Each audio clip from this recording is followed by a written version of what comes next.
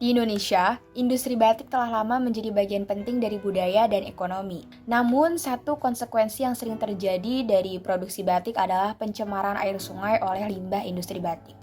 Limbah dari proses pewarnaan dan pencelupan kain batik mengandung berbagai bahan kimia berbahaya yang dapat merusak lingkungan sungai dan memengaruhi kehidupan organisme air. Banyak sungai-sungai yang dulunya jernih kini telah tercemar oleh limbah dari pabrik-pabrik batik yang memang kurang dalam penanggulangan limbah mereka. Warna-warni limbah beracun ini telah merusak kualitas air sungai, mengancam kehidupan ikan dan keberlangsungan ekosistem sungai. Selain itu, air sungai yang tercemar juga menimbulkan risiko kesehatan bagi masyarakat yang bergantung pada sungai untuk memenuhi kebutuhan mereka sehari-hari. Perlu kita ketahui bersama bahwa limbah yang dihasilkan dari industri batik dapat mengandung bahan-bahan kimia berbahaya.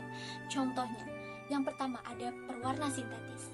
Anilin, indigo, dan logam berat seperti timbal dan kromium merupakan pewarna yang sulit terurai secara alami dan kemudian akan mencemari air sungai dengan warna yang intens dan zat-zat beracun. Kemudian ada zat pengikat. Saat proses pencelupan batik biasanya menggunakan formaldehida yang merupakan bahan kimia beracun yang bisa merusak organisme air dan berpotensi membahayakan kesehatan manusia. Kemudian ada bahan penghilang lilin, biasanya mengandung bahan kimia berbasis terpentin atau pelarut kuat. Penguapan terpentin ke udara dapat menyebabkan pencemaran udara, sedangkan limbah terpentin yang tidak terkontrol dapat mencemari air dan tanah.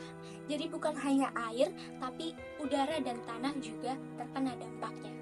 Pencemaran sungai oleh limbah batik memiliki dampak yang merugikan bagi lingkungan dan masyarakat sekitar, mulai dari kehilangan keanekaragaman hayati karena bahan kimia dalam limbah batik dapat mengubah kualitas air sungai dan meracuni organisme air termasuk ikan dan plankton.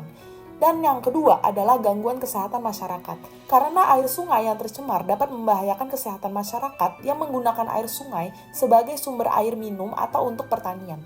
Dan yang ketiga, pengaruh terhadap industri pariwisata, karena sungai yang tercemar dapat mengurangi daya tarik wisata di daerah tersebut. Untuk mengatasi pencemaran sungai oleh limbah batik, langkah-langkah berikut perlu dilakukan. Yang pertama, pengolahan limbah. Yang kedua, penerapan teknologi ramah lingkungan. Yang ketiga, kesadaran lingkungan. Masyarakat perlu didorong untuk meningkatkan kesadaran tentang dampak pencemaran sungai oleh industri batik. Cintai batik, Jaga lingkungan.